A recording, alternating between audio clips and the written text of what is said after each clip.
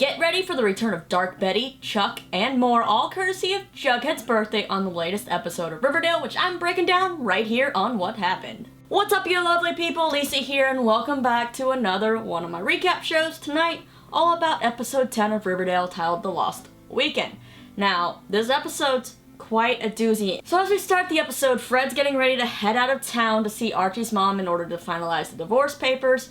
Archie is still kind of thinking that his parents can fix things. He doesn't want his dad to go through with the divorce, but Fred assures Archie that, he has to. All this has nothing to do with Hermione, by the way, but that he just needs to rip the band-aid off and finalize the divorce already. Meanwhile, Hiram's lawyer, who is named Paul Sourberry, yeah, that last name made me chuckle too, is over at the lodges to prep for their statements, but Veronica reminds them all that she's not gonna give a statement and she doesn't care if it damages Hiram's character because he made his own bed and now he has to lie in it. So, good for you, Veronica, for standing for the truth, at least for now. Veronica heads off to school where she chats with Archie and Betty, where they end up telling her what Archie overheard at the Blossoms' party, that Mr. Blossom is responsible for Hiram being in jail, and Veronica's just like, why the hell would Mr. Blossom do that? Archie then reveals to Betty that it's also Jughead's birthday the next day. Be warned though, Jughead hates birthdays.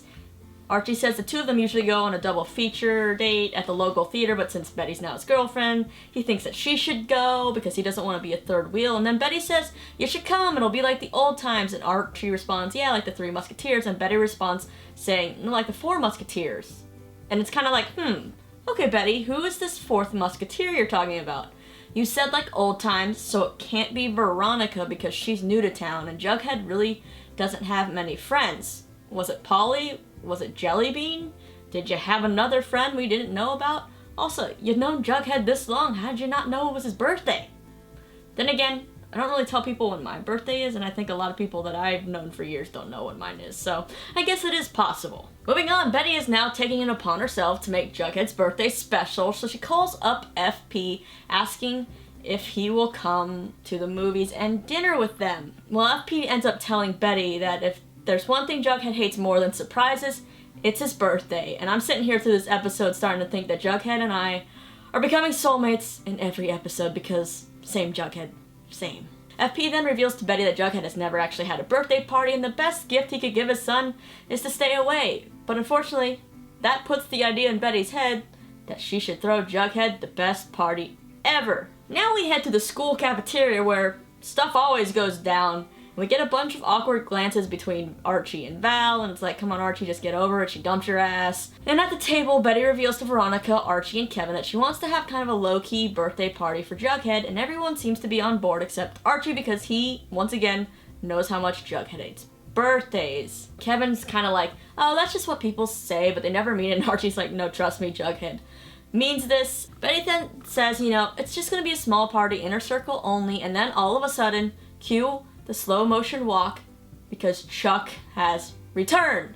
You remember Chuck, that guy Dark Betty almost drowned for having that, book with all the points in it and stuff?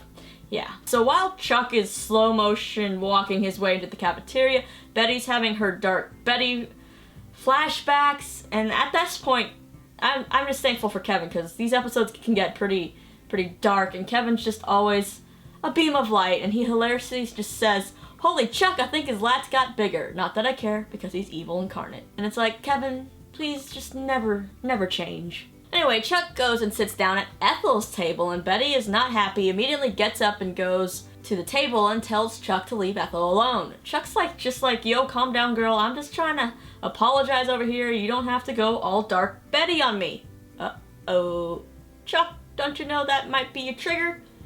Anyways, we then get a glimpse of Dark Betty as Betty is trying to kind of say, I'm not Dark Betty, and we just see her start to clench her fists. Ethel ends up telling Betty, it's okay, it's fine, relax, and then Chuck asks Betty if she's fine, but we all know that he's just doing this to kind of push her to the edge because he's seen her go dark before, and then we see Betty just start to clench her fists even more, ends up going back to her table when Chuck sends this really creepy wink in their direction, gives me shivers, and Betty looks down at her hands and we see that she's gotten so angry that she's clenched her fists so hard her nails have left imprints in her palms.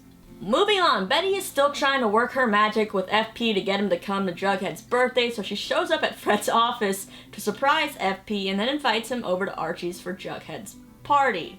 She then heads back to school where her mom Alice is because she's met with the principal, who said that it'd be a good idea for her to be the advisor for the blue and gold because she obviously got fired from working at the register with Hal. And Betty then asks Alice for basically some relationship advice. It's kind of a nice little mom-daughter moment. And Betty asks Alice if she's ever kept secrets from Hal when they started dating or if she told him everything about her. And Alice says she actually did, and she regrets it because all her secrets, fears, and doubts, Hal ended up using them against her. Betty then tries to ask what secrets, but Alice kind of avoids the questions and says she still struggles with some things, and Betty's basically doing all this because she wants to tell Jughead everything about her, but she doesn't know if she should. But she trusts him. And Alice says, you should trust Jughead, but not with everything. So Archie ends up telling Jughead that instead of him going to the movies, Betty's gonna go, which obviously tips Jughead off to the fact that Archie spilled the beans about his birthday, and Jughead's not too happy about that. So Archie's like, why do you hate birthdays so much? And Jughead explains it's probably some PTSD from when he was a kid and how everything was so messed up at home that was the one day everybody would come together to pretend like things were normal, and it just ended up making Jughead feel lonelier. So let's go back to the whole Veronica, Hiram, Hermione thing.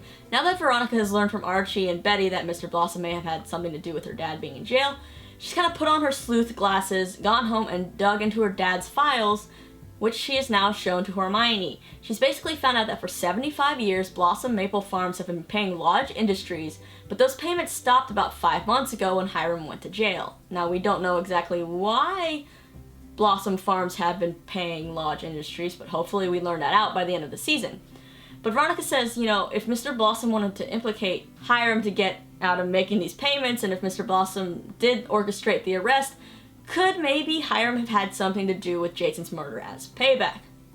Well, Hermione's like, uh-oh, you just gotta let all this go. Don't make things worse by asking questions no one else is asking. I'm sorry, Hermione, but I'm pretty sure people are asking these questions. You just probably don't know it, or you just don't want to know it. But Hermione then tells Veronica to not bring the Blossoms into all this drama, including Cheryl.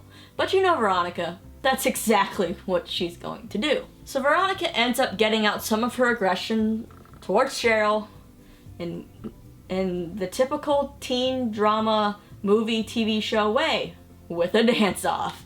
That's right, at Vixen practice, they have a little bit of a showdown. There's a dance battle with some sexy dancing, which Betty smiles and watches on.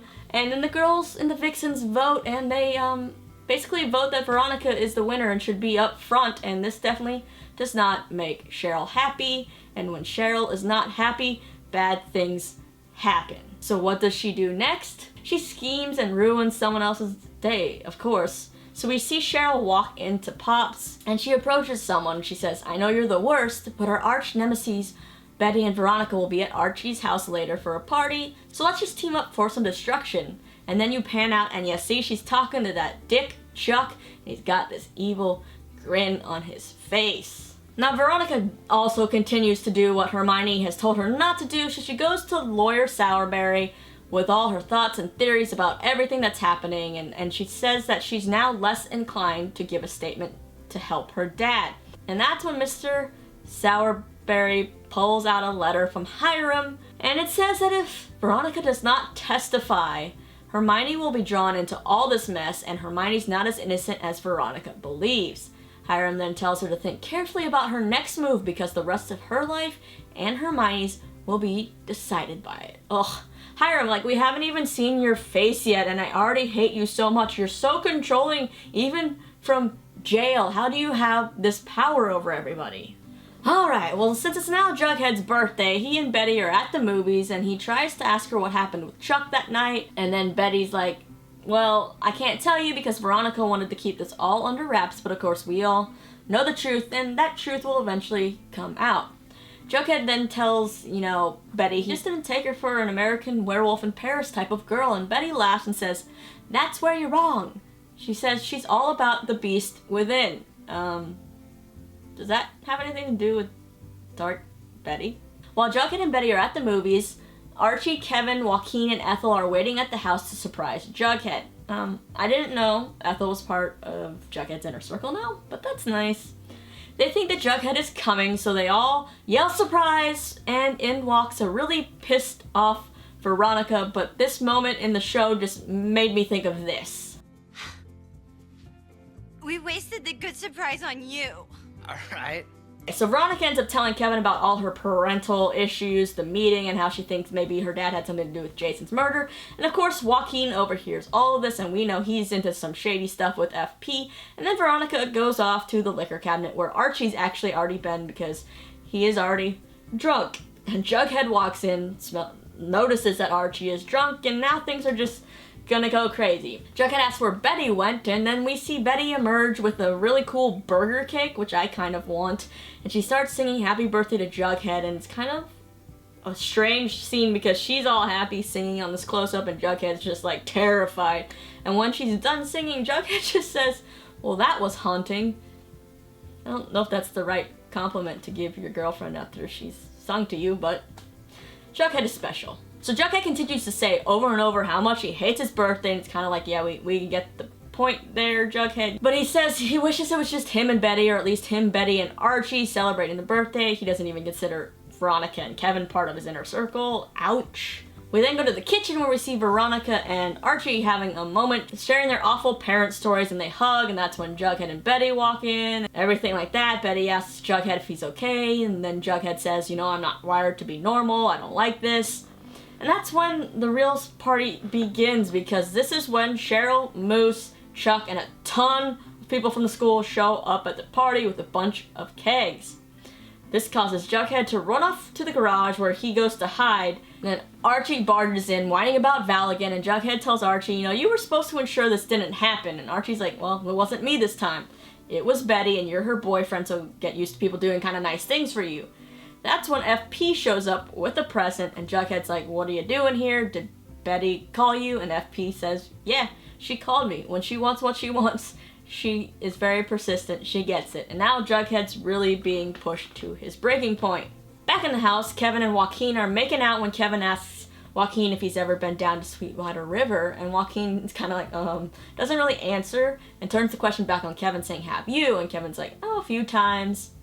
Why are you not answering the question, Joaquin? At that moment, in walks FP, who sees Joaquin. So FP kind of tells Joaquin, let's go, you show me where the keg is. And as they're walking to the keg, Veronica brushes up against FP. She remembers him from the drive-in, and then asks Kevin, you know, what's this old dude doing here at the party? And Kevin's so like, you didn't know? That's Jughead's dad.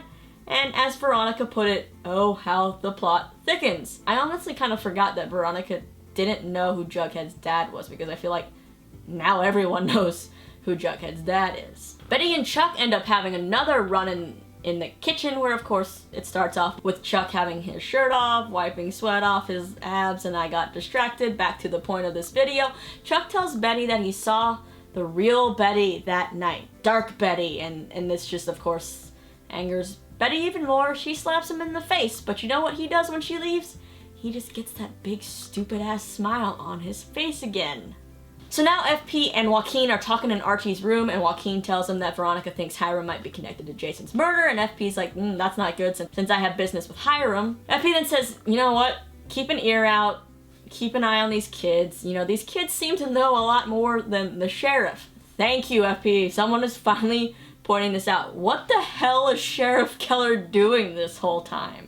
Shouldn't we have found a killer by now? As they leave the room, we pan back and we see that Alice Cooper has been spying on them from Betty's room. And I'm honestly just surprised that she hasn't called the cops to break up this party, because we know how strict she is. Next up is a little bit of trouble in paradise for Bughead. Jughead and Betty basically have a really big fight where Jughead just keeps pointing out how weird he is and how he doesn't fit in. He brings up his beanie, and he's just really pissed off, and Betty still doesn't really understand why he's so upset. She just wants to know. And Jughead says, you know, it's not the party that's making me upset, but the fact that you didn't care to think about how this was the last thing I actually wanted. And then he says, you're just doing this for yourself to prove something, like maybe you're a great girlfriend or something like that. And then he just brings up how different they obviously are. You know, he's the kid from the other side of the tracks who's damaged, and she's the, you know, perfect girl next door, and she hates that term, by the way. And just your typical star-crossed lover stuff and how they're on borrowed time. And it's like, Jughead really has some pent-up feelings in there. He's, you know, he's been holding on to a lot of stuff that is now just, like, popping out because he's not used to this. Jughead goes to leave because he is so over this party, and that's when Cheryl and Chuck stop in front of the door and lock in, force everyone to play a game called Secrets and Sins. So Secrets and Sins is basically just where everybody just dishes everybody else's secrets. It's not really a game, is it? Yeah, well, Cheryl reveals that Veronica's dad's the one who illegally purchased the drive-in land from jail. Jughead perks up a little bit. Veronica then says maybe Cheryl killed her own brother because she loved him in ways that she shouldn't, aka twincest. And Jason thought that that was just weird, and so she shot him with a hunting rifle. Then Dilton Doily, remember that guy? He steps in and reveals that Archie and Mrs. Grundy basically had a relationship, and Cheryl says Archie must have trouble keeping a girlfriend because he has mommy issues. Ouch. Betty then tries to kind of play the game as well by saying, well, Dilton plays with guns, and everyone's just like, oh, honey, sweetheart, nice try. But Cheryl does say, we already knew that, and calls Dilton a psychopath, which is pretty interesting because why is he a psychopath? Chuck drops the bomb with the last secret, which is that Betty, in fact, dressed up like a hooker, drugged him, handcuffed him, and almost drowned him until she said what she wanted, and at one point, she even thought she was actually Polly. And then he says, oh, but Jughead, you already knew all this, right? That's when Jughead just does what we've all wanted to do in this episode and decks Chuck, but Chuck does get a hit back before FP steps in, and it's about time FP has done an adult thing because he's been watching this whole party the entire time doing nothing. FP then drags Chuck outside, makes everyone go home, but FP does have a really redeeming moment when Jughead's trying to leave, and he stops him and tells him that he needs to go back in and talk to Betty and not run away from it. FP says that the two of them have something really good, something that FP and Jughead's mom could never give him, and Jughead just needs to man up because Betty needs him right now, and thankfully Jughead listens and goes inside. Now as FP's trying to leave, we see Alice come down from her creepy stalking in the window and confront FP, and we learn, in fact, that Alice Cooper used to live on the South Side. And while she may change how she dresses or where she lives, FP says that snakes don't shed their skins so easily. Okay, Alice, so we're starting to learn a little bit more about you and all your little secrets, Okay, Bughead shippers, so if you were kind of worried about the fate of these two, you can breathe a sigh of relief.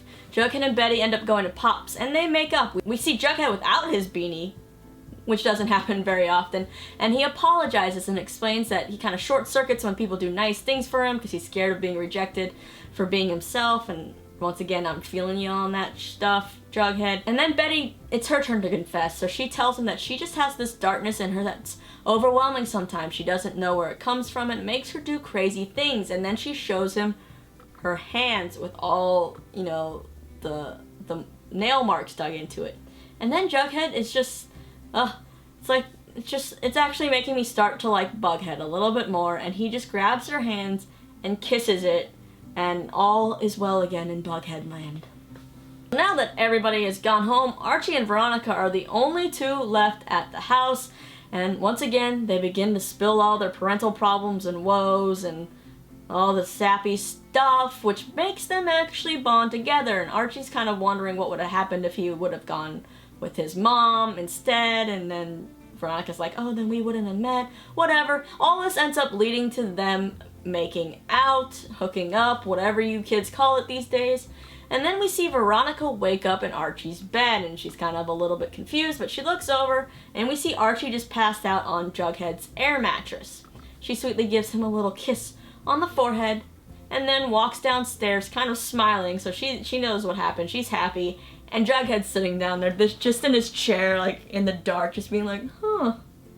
And Jughead just reassures Veronica that he's not going to say anything, his lips are sealed. Now, when Veronica returns home, she asks Smithers, the doorman, if her dad was a good man. Smithers answers with, I'd rather not say, which means that he probably isn't.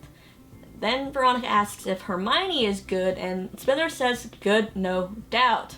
So this kind of helps sway Veronica's decision on what to do, so she ends up going to the lawyer's office to give her statement because she wants to protect her mom. Back at the Cooper house, Alice brings Betty some tea and aspirin for her hangover and brings up FP asking what he was doing at the party, what he was doing with that long-haired kid. Betty's like, oh, that's Joaquin, Kevin's boyfriend. This, of course, perks Alice's interest because she's like, why would a Southside serpent be dating the sheriff's son? Then at school, we see Veronica bring Betty some coffee and a scone, and Betty just casually says, you know, last time you brought me pastries, you kissed Archie. How little does Betty know. Veronica then tells Betty that she's testified on her father's behalf, and she thinks that Hiram hired Jughead's dad to trash the drive-in, and she just wants to help Betty's investigation because she just needs to know the truth no matter what it is. Yes, we all need to know the truth as well. So when Veronica returns home later that day, she ends up having a package, and you know what it is? It's a new set of pearls from Daddy, aka Hiram. Ugh, it's like freaking pet collar on her neck. Like, please don't put them on Ronnie, please. Then we end the episode with Fred returning home with Archie's mom, played by Molly Ringwald, and we don't really get much from that scene except, hey mom. So we will see how that turns out. I know this was a really, really long recap, but this was such an important and fun episode that there was just a lot of stuff I felt like I couldn't skim over. Just little tiny things that I didn't know how to set up, but I feel like we got a lot revealed. Veronica finally knows that FP is Jughead's dad. Everyone kind of already knows about all the secrets, and the tea have been spilled thanks to this game. We know that Alice kind of has a past where she is actually from the other side of the tracks. I feel like Hermione knows more things than we think she does, and also just what the fuck is Sheriff Keller doing during this whole time? All this is just leading up to the next episode, which is even more drama-filled, so let's just roll that promo.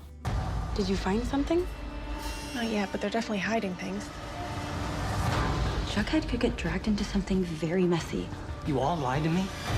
I don't think that this town is safe anymore. I want you to come to Chicago with me. Do not push me tonight, because I will push back.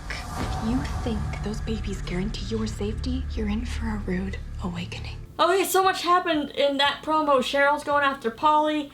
Archie and Veronica are kissing again. People are lying to Jughead, and Jughead finds out, breaks down.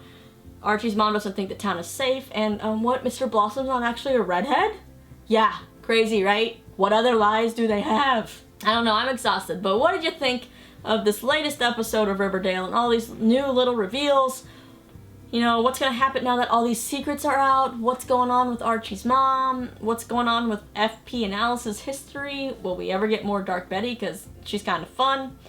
Are we actually any closer to finding out who killed Jason Blossom? Because I know I'm still confused as hell as to who killed him, and I don't know if we're getting any closer. So I need you to tweet me or comment down below with all your new theories. Help me out. And also, it's been confirmed that someone else is going to die this season, so who do you think that will be? Now once you're done with that, you can click right over here to see some highlights from Cole Sprouse's recent Reddit AMA, where he spilled all about Jughead's sexuality and a bunch of fun things. And don't forget to subscribe and high five if you already have. As always, I'm Lisa, and see you next time, and 50 million gold stars if you actually made it through this whole video, which I feel like probably 2 of you did.